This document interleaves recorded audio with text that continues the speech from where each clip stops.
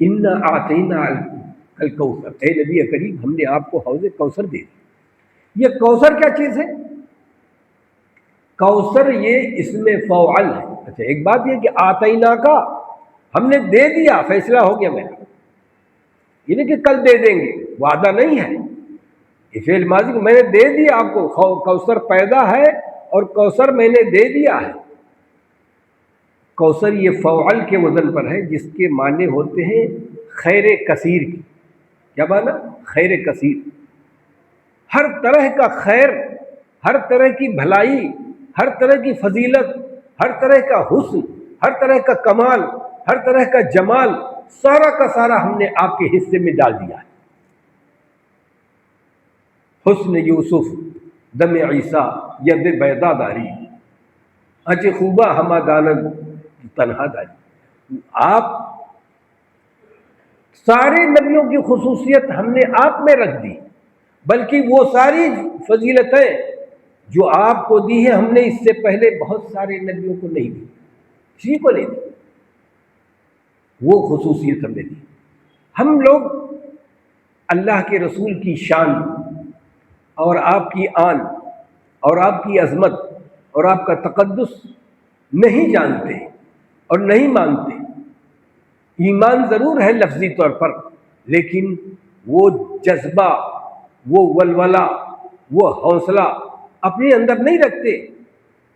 جب ہم محبت رکھتے ہیں تو اللہ کے رسول کے فرمان پر قربان ہو جانا چاہیے۔ ذکر تو ضرور کرتے ہیں لیکن ہم عمل کرنے کے لیے تیار نہیں ہوتے۔ تو فعل کے معنی ہم نے خیر کثیر دی۔ کیا خیر کثیر دیا؟ ہم نے آپ کو نبوت دے دی، یہ خیر کثیر ہے۔ ہم نے آپ کو رسالت دے دی، یہ خیر کثیر ہے۔ ہم نے آپ کی عظمت کو بلند کر دیا، خیر کثیر ہے۔ وَرَفَعْنَا لَكَ ذِكْرَكَ، ہم نے آپ کا ذکر جمیل کر دیا پوری روئے زمین پر اور تحتی دنیا تک، یہ بھی خیر کثیر ہے۔ ہم نے آپ کو جمیل بنایا ہے، یہ بھی خیر کثیر ہے۔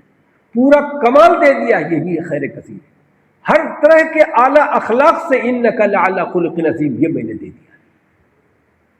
ہم نے آپ کو معجزات دے دیے، ہم نے قرآن کریم جیسا زندہ معجزہ دے دیا، وقتی معجزہ بھی دیا اور زندہ معجزہ بھی دیا، حصی بھی دیا، معنوی بھی دیا، اور ایسی ایسی خصوصیات ہم نے دے دی کہ جو پچھلے نبیوں کو نصیب نہیں۔ روایت میں آتا ہے فضلت علی الانبیاء بست، میں سارے نبیوں پر مجھے فوقیت دی گئی ہے 6 خصوصیات کی۔ بہت ساری خصوصیات، 6 خصوصیات۔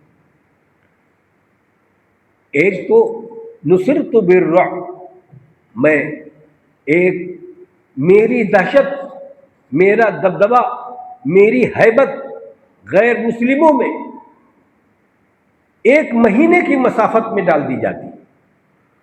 1 مہینے کی مسافت کی دوری سے ہی غیر مسلم ڈر جاتا ہے، یہ میں نے ڈالا۔ اور سارے انبیاء ایک مخصوص زمانے کے لیے بھیجے جاتے تھے، میں پوری رہتی دنیا تک کے لیے بھیجا گیا۔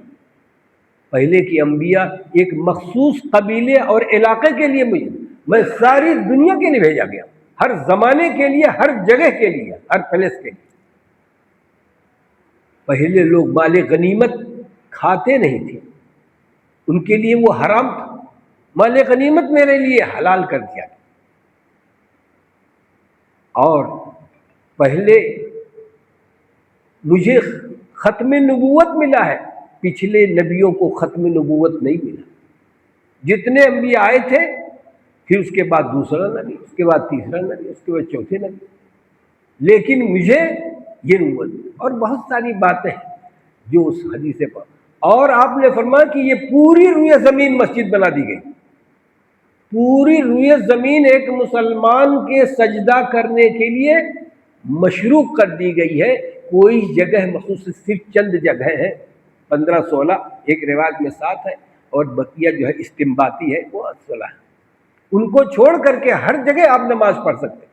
یہ اور بات ہے حالات بدلے ہوئے ہیں، تو آج حکومت جس طرح کہہ رہی ہے ہم جو ہے مجبور ہیں، تو اپنے آپ کو فتنے سے دو چار نہیں کرنا ہے، لیکن ارباب حل و عقد کا کام ہے کہ حکومت کو سمجھایا جائے، ان کو بتایا جائے کہ عبادت کے لیے مسلمانوں کے پاس کوئی ایک مسجد تو مخصوص ہوتی ہے جو صرف اسی کام کے لیے وقف ہوتی ہے، لیکن مسجد اگر نہیں کہیں بنی ہے تو کیا کوئی سجدہ نہیں کرے گا؟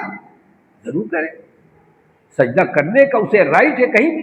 جب دیگر ادیان کو اپنے مذہب پر عمل کرنے کا حق و اختیار ہے تو یہ تو خصوصیت اور معجزات کی دنیا میں آپ دیکھنا ہے تو قاضی سلیمان منصور پوری کی کتاب پڑھیے، دلائل النبوہ علامہ بہقی کی پڑھیے، علامہ اصبہانی کے پڑھیے، اور الرحیق المختوم پڑھیے، سیرت نبی پڑھیے.